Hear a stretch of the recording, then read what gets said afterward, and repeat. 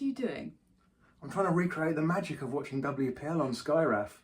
Every so often it goes beep. It's amazing. Yes, it has been rather frustrating this week, hasn't it? Sky's, quote, temporary picture problems seem to be rather permanent. Yeah, so apparently nobody else in the world is having these problems. It really is down to Sky. It's just us.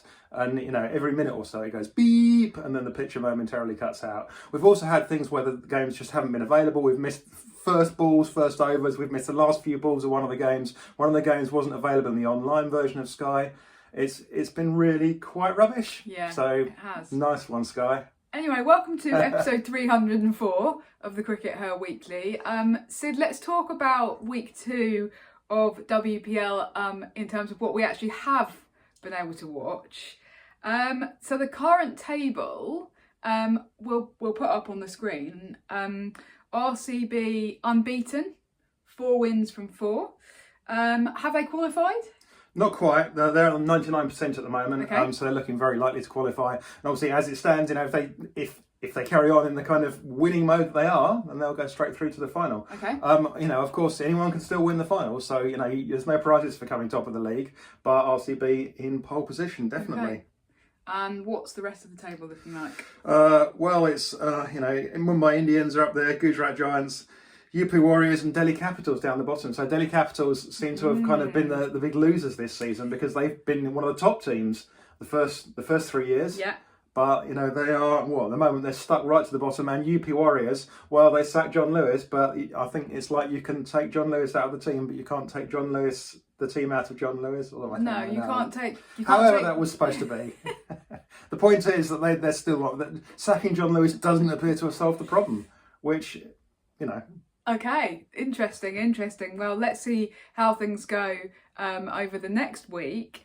It's been a good week for batters. We've had 2 also-rans in terms of the elusive first century in WPL. The commentators getting very excited a couple of times and then having to kind of laugh at themselves for having got too excited. So obviously we had Sophie Devine earlier in the week making 95. And then Smriti Mandana 96, and there was the ball that she hit for, it looked like it was going to go for 4, and then she was caught, and you could just see the fans in the stand doing that thing of, I was there the day that Smriti made 96 in the WPL, and their faces just kind of dropping a bit. Does it matter? No, not really. They still won the game. It was still a fantastic innings. She's still the best player in the world. But as humans, we love round numbers, don't we? There's something about those round numbers. So people were really excited for the possibility, and it feels like this 100 is cursed. Like nobody can get this 100. It's the curse of the WPL 100. Yeah, it's interesting, isn't it? The curse of the 90s. And Sophie Devine hit 32 runs off 1 over, and then did a press conference where she said, it's not fair because the game is in favour of the batters. It's like, you are one! you hypocrite. Anyway, let's think about bowling, and I guess 2 England bowlers in particular, Sid. Let's start with Lindsay Smith, who's kind of had a little bit of a difficult week, hasn't she? It's not been the best week to be Lindsay Smith, no, but the thing is that Lindsay Smith had a really good World Cup, and so you can see why she's been brought in there, and people are she was put in the team at RCB and asked to do a similar job, one of the top bowlers at the World Cup, and she hasn't been able to quite find it, whatever it is. So, she's gone for a lot of runs. She's going at 10 and over, and hasn't taken any wickets at all, and ended up basically being dropped. It's true that, so what RCB obviously wanted to do was slightly rebalance their teams. They brought in Georgia Vole instead of Lindsay Smith. So it's more of a rebalancing than a dropping. So you can say to Lindsay, well, you've not really been kind of dropped because Georgia Vole's giving the team, batting options, and it's it's not like for like. The other thing that with RCB, of course, is that Sriyanka has come back. She's had a horrendous year from injuries, but she seems to have come back and it's like she's never been away. Yeah. And I suspect that RCB had looked at things prior to the tournament and gone, we're not really sure if Sri Lanka's ready yet. Obviously a player with a lot of talent, but when you've had like the horrendous like past 14 months or whatever with injuries that she's had, you never know how long it's going to take a player to get back into the swing of things. But she's come back and she's just clicked, and that's unfortunately been bad news for Lindsay, because it means that Sri Lanka's been able to take on much more of a bowling load than they might have perhaps thought. So not been a good week to be Lindsay Smith, but on the other hand, another England bowler who is kind of having a consistent run in WPL for the first time, Lauren Bell. Yeah, so it's completely the opposite story. So she did not have a great World Cup. No. I don't think some people have suggested that she was awful at the World Cup. I don't think that's entirely fair. And I don't think that she bowled especially badly, but her numbers didn't come back great. She didn't make the top 20 in the World Cup. But she's come here and she's been absolutely bang on. She's bowled her full allocation. Very few people have been doing that. But they're bowling her in the power play. She's bowled a little bit of the death. She's been really consistent. She's got the best economy rate in the competition. So she's up there. She's ahead of Marizanne Kapp, ahead of Shabnam Ismail. In fact, there's only 3 players with an economy rate under 7, which are those 3, Bell, Kapp and Ismail. And Bell is the leading one, who's got an economy rate of under 6. So, 5.3. So it's basically everything's clicking for her. And just her bowling has been like really hostile. And, it's not really quicker. I still think that actually she was probably bowling some quicker balls a few years ago. But, she bowled a couple of fantastic deliveries this week. She bowled ones to Beth Meany. She's traditionally had a little bit of a problem adjusting to left-handers, but she bowled a ball to Beth Mooney that had Beth Mooney just like going, I'm not quite sure what hit me there, and it did actually hit her. So it came kind of, it was an in-swinger, an out-swinger, but to Beth Mooney it was an in-swinger. So came, at Beth Mooney and then jumped up at her, and she was like, whoa. And then a fantastic ball which got the wicket of Ash Gardner, where, it's just slightly moved just enough where Ash Gardner kind of tried to withdraw her back, couldn't quite do it in time, and got caught behind us off a little nick. So it's been fantastic for Lauren Bell, and it's great to see, her in such brilliant form, and hopefully, long may it continue.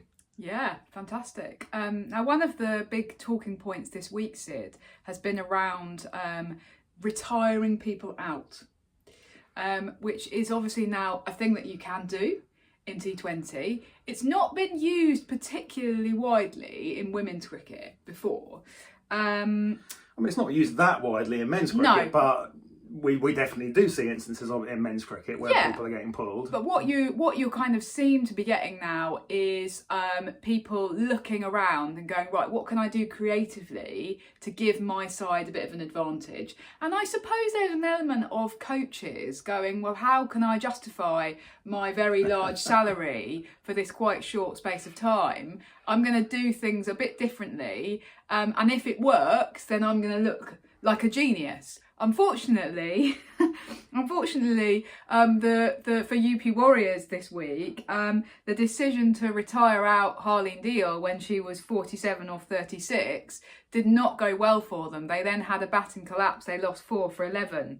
And I guess it shows that actually this is quite a risky business to retire somebody out. It did end up looking stupid. One of the interesting things about it, though, is you can argue, there's a bit of a longer term argument that what did Harleen do in the next game? She came out and batted even harder. Yeah. She was like, well, you're not going to blooming pull me this time. And, It must be a massive blow to your ego to get pulled out. She used it as a kind of, like a booster. Yeah. Almost. She was like, well, damn you, I'm going to go out and go even harder, and you're not going to pull me this time. So maybe the psychological impact on her was positive, but in the as you say, in the actual game there, it did not look like a good move, because she was going nicely. She was going at a decent strike rate. She'd had sort of 3 dots, and then they were like, well, this isn't good enough. And it's like, well, it didn't do you much good, did it? I think it's a really tricky one to get right. And one thing is that because it's not really used very much, you can imagine that if you're a batter waiting to come in and bat, it's very psychologically disruptive, because you will be used to, because in all cricket, this is what happens. You sit there with your pads on, waiting for somebody on the pitch to make a mistake so that you then get to go in and take their place. in this instance, what happens is somebody's out there batting and they might be going along pretty nicely, as Harleen was, and the coach comes and pats you on the shoulder and goes, out you go, we need you to go out and do better than somebody who's out there hitting at a strike rate of about 130. It's like, my goodness, the amount of pressure that's on you right from the outset there is enormous. So I think it's a very difficult time because batters just won't be used to that happening. And that's probably one of the things that led to that collapse. The other really interesting thing was that actually it was the Delhi Capitals run chase. Lizelle Lee was going pretty great guns. She was on 67 or 44 and then holed out to long on. And she actually said afterwards in the press conference, she was like, well, I thought that I was about to be retired out. There was a miscommunication. So I decided that I needed to try and hit over the top. And then I got caught. And actually, you know, possibly might not have chosen that shot otherwise. So from her perspective, it's it's the spectre of being potentially retired out is hanging over you as like a kind of sword of Damocles. With everybody's heads. Yeah. And actually that's another aspect to it, that you make the batters nervous and you then make them reckless, and they do then hair off in pursuit of John ball, which is just like unfettered aggression rather than controlled aggression. So I think it's an interesting tool, but it's one that's got to be used really carefully and much more sort of strategically than it has been. Yeah, let's see if it does continue to be used, because of course one thing we could see is definitely that it just totally stops now, because it's made a couple of people look silly. So maybe that now nobody dares do it because the coaches are all going, oh God, look what happened on social media last time someone did this. Exactly, because so the coach was see if it gets used at all in the next couple of weeks. He was roundly criticised on social media, wasn't he? Now, somebody else that we should potentially talk about a little bit, Sid, is Phoebe Litchfield. She's the current leading run scorer in WPL. She's up there just above 200. I think it's 211 at the moment. And I know you've been a little bit frustrated at some of the conversations around her batting. Yeah, so I mean, she obviously has had quite a sort of consistent start. She hasn't completely launched yet. Almost, we're still waiting for that really big innings. But I wanted to talk a little bit about the way that commentators have been talking, in particular, about her switch hit shot. And so, first of all, you know, let's have a look and think about the difference between the switch hit and the reverse. Because one of the things that's been frustrating me is at least one of the commentators, one of the men, I should stress, doesn't appear to know the difference between the switch hit and the reverse. So let's look at that. So Phoebe Litchfield is left-handed, so she's typically playing like this. So if she's going to play a sweep, she'll come across her body like this. And if she's going to play a reverse, then what she'll do is she wants to play from the other side. So she'll turn the bat over like that, and then she'll play that reverse. Now, that's the reverse. The switch, the important difference is, what happens is that instead of just coming and turning the bat over and keeping her hands where they are, so the hands are gripped, haven't moved on the bat, what she's doing with the switch is, as she's coming round, she's swapping her hands over, and then she's able to play a completely different shot. Now, by doing that switch, what she's also able to do, which nobody else is really doing, is access a pile of other, effectively right-handed shots. Because what she can do then is she can turn her body completely, and then she can play a right-handed drive, or a right-handed cut, or a right-handed pull, and she is playing all of those shots. So she's accessing a lot more shots via the switch hit. Now, what the commentators are doing is they're treating every single one of them and just calling them a switch hit. And that made sense when the only switch hit being played was the switch hit sweep. When people first started playing these switch hits, which classic, I mean, we think about like Kevin Peterson playing them in the IPL like 10 years ago, it was only used really for sweeps. But Phoebe Litchfield has expanded the range so much that what we need to be doing is then they shouldn't be going down as switch hits, or not just switch hits, because the important thing is, you know, is it a switch hit drive? Is it a pull? Is it a sweep? What is it? And so the commentators need to be a bit more nuanced about what they're seeing and not just go, oh, well, that's the switch hit. Because the switch hit, for Phoebe Litchfield, there isn't really such a thing as the switch hit, because it could be any one of those other shots.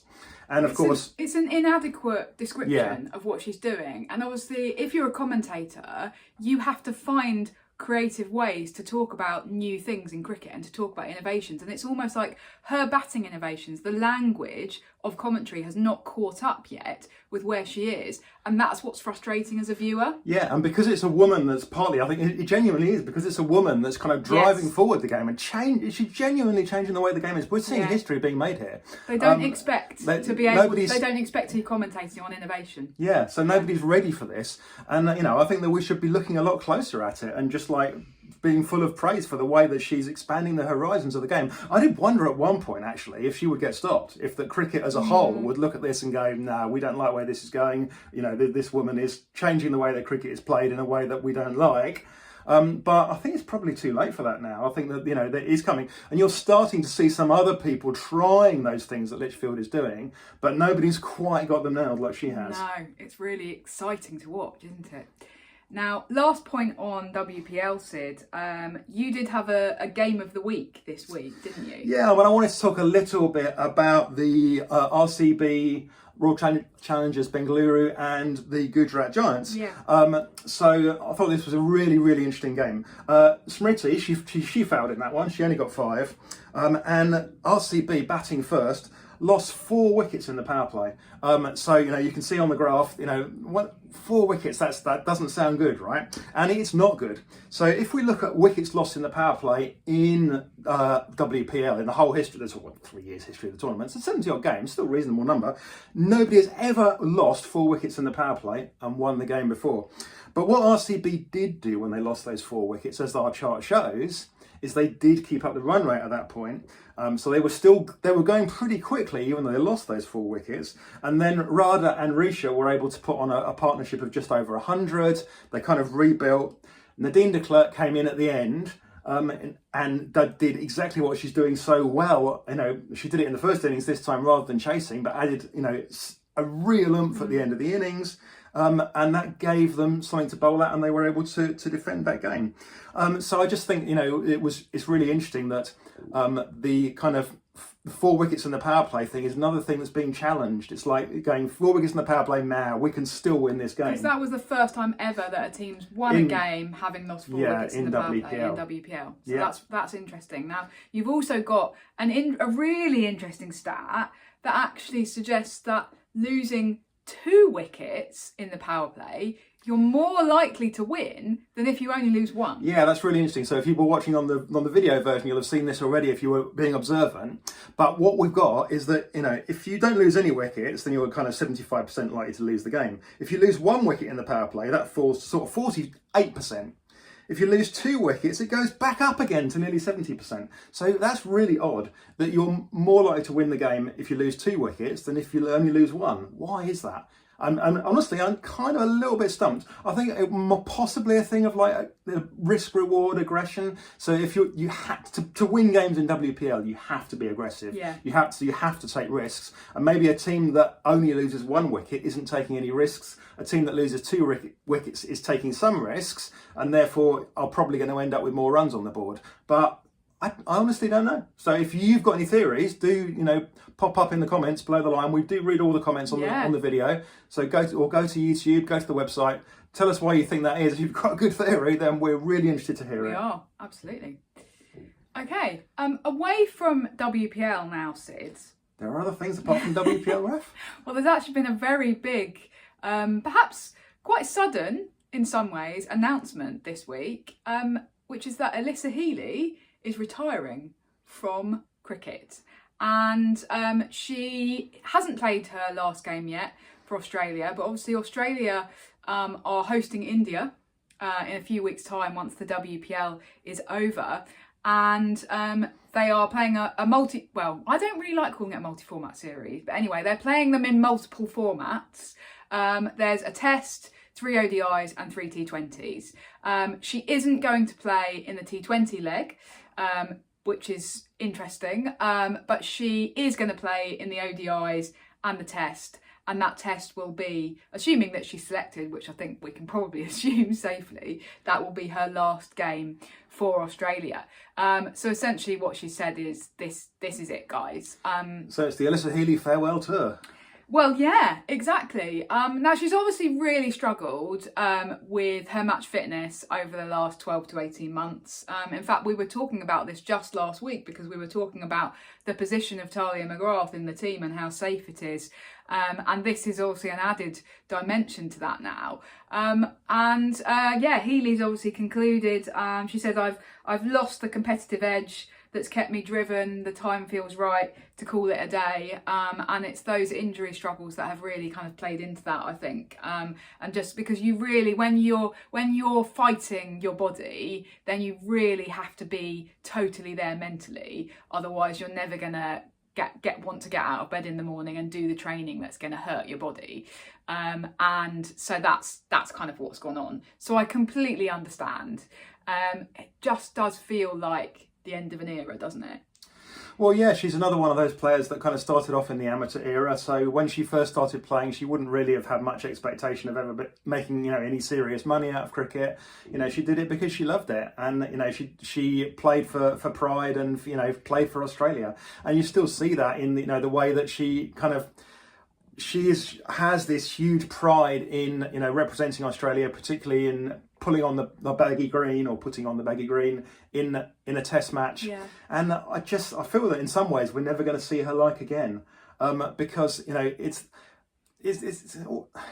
sounds a little odd to say this, and I accept that this is a little odd, but I don't think we'll ever see anybody ever again wear the baggy green for Australia with the pride that Alyssa Healy did. No one will ever captain Australia with quite the pride that she did, because she retained that ethos of like, I'm doing this because I am proud and I want to do this, rather than I'm doing this for the money. Because going forwards, everybody that does it, there will be large amounts of money involved, and that does change the way that you approach these things. Absolutely. So I think she's had an opportunity at the very back end of her career to earn quite large sums of money, but she didn't get into it with that expectation. Yeah. All future generations will come into it and will wear the baggy green and will they'll be proud too, but Australia with the expectation that this is a job and this is I will get financial reward. She didn't do it for that, and that was so evident, like in the way that she was, just the way she carried herself, her personality, her character, which a little bit, when she took on the captaincy in quite difficult circumstances, I actually really admire the way that she was able to marshal that team. We don't know what went on in that dressing room, what they were told about Meg Lanning, but we do know that it happened very suddenly, just a couple of weeks before the 2023 Ashes. And Alyssa Healy really had to pick that team up and go, okay, we're going to play with this uncertainty hanging over us of what's going to happen with Meg Lanning. I'm going to captain you, and then being handed the captaincy permanently, and knowing that she was probably only going to do it maximum for a couple of years. That's all really quite difficult, and so I so admire her for that. But the kind of point is that like the captaincy then maybe took away perhaps slightly from her ability to say whatever she felt in press conferences, but she was just funny, wasn't she? Like, she brought lightheartedness, she brought humour. It was about 7 years ago that I wrote that piece for CRICKETher describing her as the pantomime villain, and saying, she's the one that we love to hate. We boo her, and we really hate her when she's playing, but we do it in a fun way, and it's all in good spirit. And she does the same thing back. Yeah, I was so flattered that she actually then did a follow-up interview, and she said, I read that piece, and that summer Australia were over, so it was 2019, Australia were over in England for the Women's Ashes, and I think she got the player of the match at the first ODI at Leicester, and so I was waiting to interview her, and she was just chatting to Mitchell Stark, and I went over and I just said, oh hi, I'm Raf Nicholson, I wrote the piece, the pantomime villain piece. And she went, oh, good day, Raf, good to meet you. And she completely took it in the spirit with which it was intended. And I don't know that there are that many players who would have taken it as a massive compliment, which is what it was meant to be. Well, there are players that have never spoken to you again for less. Well, yeah, let's not go there. But the other thing is that what she was able to do was kind of separate the cricket from everything else. So she does have a reputation for sledging people, definitely. But she's sledging about the cricket, right? She's not sledging on, from what I understand. No. She's not sledging people personally. And that does make a difference. So, she keeps it all on the field, and then when you leave the field, then, she's that competitiveness, becomes, a friendliness and a gregariousness. And so, yeah, lots of positive to say about her. And she really has led Australia very well in terms of leading Australia, and that the captaincy of Australia is more than just on field, managing the troops on field. And I've said before, I actually don't think she's very good at the on-field captaincy. I think that there was a notable step down in Australia's, fielding and positional aptitude and all that stuff when Alyssa Healy took on the captaincy, because she's not as good as that stuff as Meg Lanning was. Perhaps partly because Meg is exceptionally good at it. Yeah. But the kind of wider thing of like representing Australia, she's done that just marvellously well. And she's a leader, and I can see why they've given her this kind of farewell tour, because the farewell tour thing is a little bit, it almost feels a bit un-Australian, doesn't it? Because they've gone, well, it's about emotion rather than hard-nosedness, which is what we typically associate so with the Australia. new captain of Australia had in theory the opportunity to have 7 games leading into the World Cup as the proper captain before the World Cup. And what they've said is, no, you're not going to get that. You're only going to get the T20s. We're not going to give you the captaincy and the ODIs, even though it would potentially, certainly if it was Phoebe Litchfield, it would double her international captaincy experience.